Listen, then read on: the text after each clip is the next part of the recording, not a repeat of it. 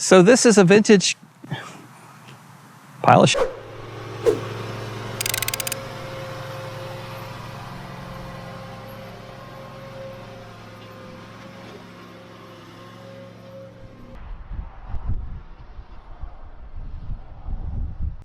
Hey, it's Pete. Welcome back to the workshop. Except today we're in my backyard, and this is a vintage Carnival ride that I intend on restoring. So this ride is approaching 50 years old, not an antique, but certainly could be considered vintage. And you may be wondering, why do I want to restore a vintage Carnival ride? Truth of the matter is, I love restoring things. I love taking something and putting it back to the way it was when it came from the factory. And I could be restoring anything, an old car or a tool or something like that. But none of those really speak to me. I have a love affair of all vintage things involving carnivals, amusement parks, sideshows, things like that. So this was right up my alley as far as that goes.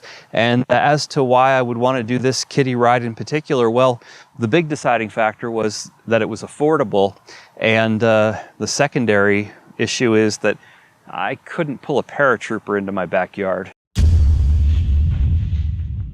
This ride was manufactured by the King Amusement Company in Mount Clemens, Michigan. Now, King was started sometime in the 30s, and they were known for making relatively inexpensive rides. By no means were they the Rolls-Royce of the ride industry, but they could get you in business pretty quickly and pretty economically. Now, sometime in the late 60s, they had moved from Mount Clemens to New Haven, and then sometime by the mid-70s, I believe they were out of operation. Doing some research, the last ride that I can find was manufactured in 1974. That's a ride I know of personally. There may be after that, like I said, I've just begun my research on this, so don't hold me to that, but that's what I know at this time. This particular ride is a trailer-mounted kiddie ride. It was called the Rocket.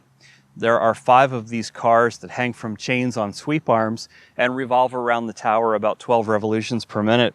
Each of these cars can hold 4 kids, so it's a total ridership of 20 riders at a time, and it's in pretty rough shape.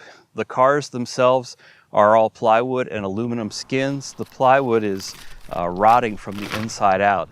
These are not the original cars. These have been replaced at least once, if not more often, and we're going to need to replace them yet again. I had hoped to be able to use these as patterns for making the new cars, except I discovered that there are no 2 cars in this ride that are actually the same. So when they were rebuilt the last time, not a lot of care was taken in their construction. But I have the basic dimensions of what they're supposed to be, and I have some good reference pictures of the original ride. So we'll be able to make a pretty good replica of these. The sides of the trailer itself, I'll have the same issue with the plywood. That'll all have to be replaced. The floor of the trailer as well. And that just leaves us with the tower. Mechanically, I think it's in pretty good shape. We just have to check out, it has an electric motor with a belt drive into a gearbox, and then a large chain sprocket driving the central tower. We'll have to check for bearings or bushings or whatever we have in there, make sure that everything is in good shape. But after we do that, then it's just going to be a matter of doing some cosmetics, new paint, cleaning up the lighting package, and it should look pretty much as good as new. And then we just have to make sure that the trailer itself is street legal. All of the lights are missing from it. The electric brakes are, the wiring for those is sheared off. So quite a bit of work to do in a lot of different disciplines. We have woodworking, we have some metalworking, we have mechanical repair, of course painting, electrical wiring, and we might even get into some foundry work. These cars are supposed to have little miniature steering wheels, and they're all missing. And I do have access to one of those wheels. I also have a Gingery furnace that I haven't fired up in probably 20 years. So we may pull the foundry out and actually do some aluminum casting to make replicas of those steering wheels. So I think it's going to be a fun project, and the end result should be quite a fun thing to have. So we're going to start getting this thing stripped down, take some measurements, throw away all the rotted wood, and start developing a game plan as to how to proceed with this project, and hope you come along for the ride. The rides have been repainted. Like, this is not the original wood, but the metal, you can see there's other colors underneath it. Yeah. Especially, I can peek at it under this trim strip under here. There's even more. There's pink and all sorts of colors on here. The original guy, he ran them in Michigan for a number of years, and then he shut down and sold them, and they ended up with some guy in Maryland, and I guess he had them for a few years, but then he sold them to a campground up around Harrisburg, and the campground ran them until their insurance company said, you know, you gotta get rid of them. So he sold them to a friend of a friend. He had them for about 5 years, and that's where I got them from.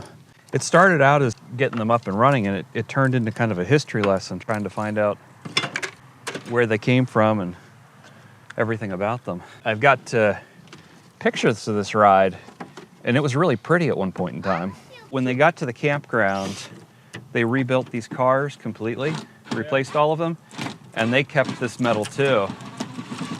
But they originally, it looks like they painted them all yellow, because that overhead, that satellite picture shows them all in yellow. And then it looks like they went then and painted over top of them one blue and one red. The tower used to be like a light blue, and then the cars were like white and purple and pink. Yeah, that's just sheet metal. Is it aluminum or is it tin? That's tin. So I apologize for not making the introduction sooner. I had my son-in-law and grandson with me today working, and we'll probably be seeing more of them throughout the course of this project. Really not much holding this together. Last time it was functional at the campground was around 2015, 2016. So it wasn't that long ago.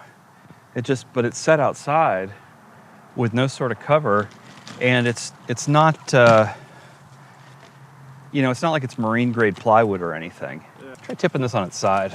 This way? Yeah.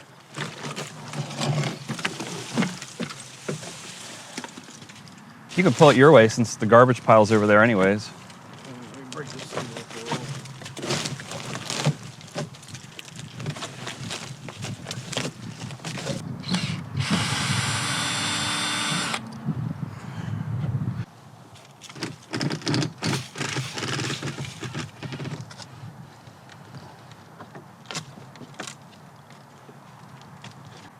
So which cart's probably the best? I think it's this blue one, really. Let's, I'm gonna set this back over again. I'm just trying to get to this metal strap here. The yellow one looks pretty good. The what one? The yellow. Put a lot of screws in this thing. You know, screws go in fast when you're building something. It's when you go to take it apart that it's a pain. Okay, got that bracket off. Yeah, you could probably blast these. Yeah. Make them look brand new. That's what I want to do with them. Okay, so this should start falling apart now. Without those straps on there.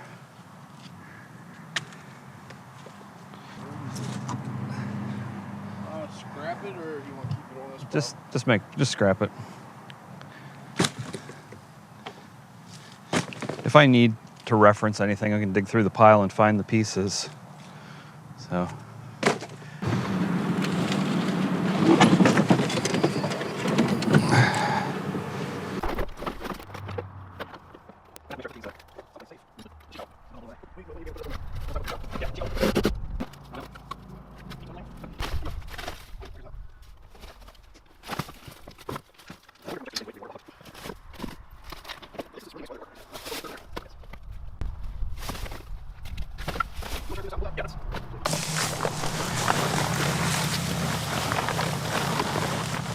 I think that goes in the bottom. Yeah.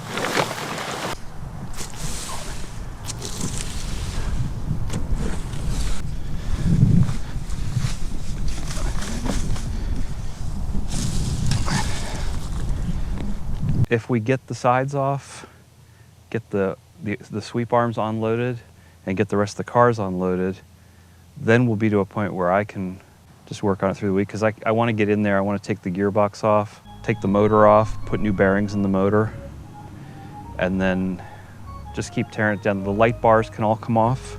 If you look, there's a pin there at the bottom. You pull that out, and then it's just in a tab at the top. The whole light fixture will come out. So be sure to keep an eye on my grandson during this time lapse. He really tried his hardest to lend a hand. And he was also doing some sort of test that apparently required hitting every part of the ride with a stick.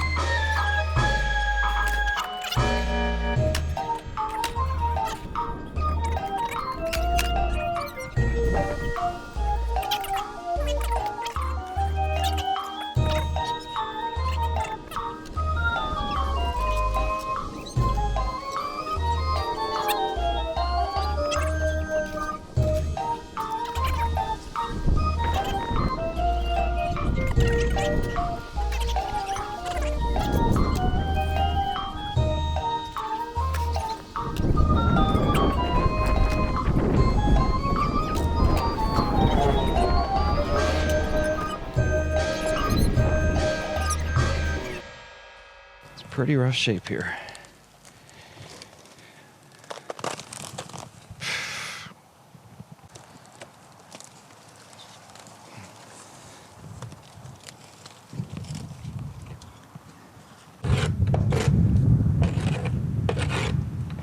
This plywood has just all turned into compost.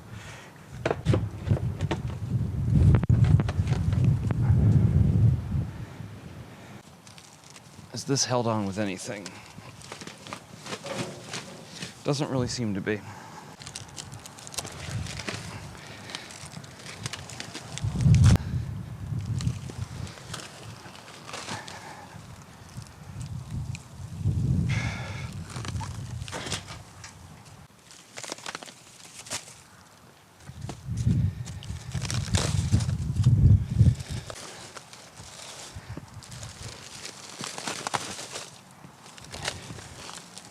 There's literally nothing left of this plywood.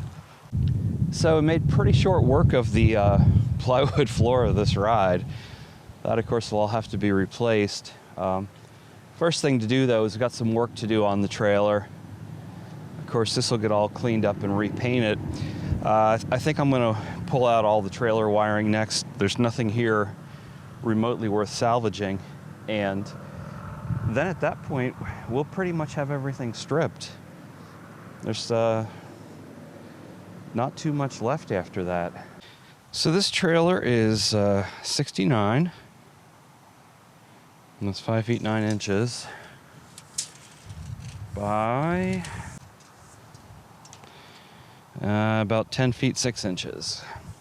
A few days out here in the wind, and pretty much all of the remaining debris should be blown right off of this trailer.